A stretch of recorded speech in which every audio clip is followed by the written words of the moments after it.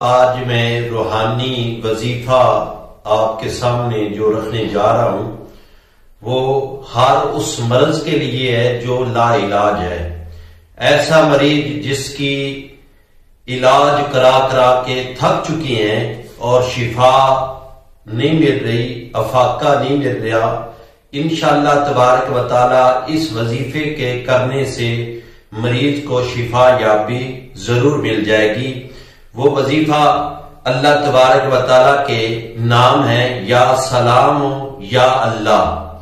یہ وظیفہ پڑھنے سے انشاءاللہ تبارک و تعالی مریض کو صحت یابی مل جائے گی۔ پڑھنے کا طریقہ یہ ہے کہ تسبیح لے کر مریض کے سرہانے کی طرف، سر کی طرف بیٹھ جائیں اور تسبیح پڑھیں یا سلام یا اللہ۔ اور شرط یہ ہے کہ تسبیح جو ہے وہ مریض کے سر کو مس کرے، مریض کے سر کے ساتھ لگی رہے، تسبیح پڑھتے رہیں۔ جب تسبیح مکمل ہو جائے تو وہ تسبیح مریض کے تکیے کے نیچے رکھ دیں۔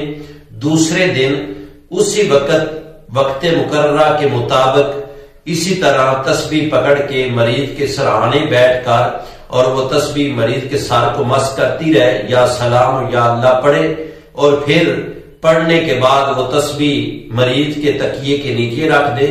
تیسرے دن بھی اسی وقت اسی طرح پڑھنے کے بعد وہ تسبیح مریض کے تکیے کے نیچے رکھ دے، اور تا شفا، جب تک اس کو شفا نہیں ملتی وہ تسبیح مریض کے تکیے کے نیچے پڑی رہنے دے۔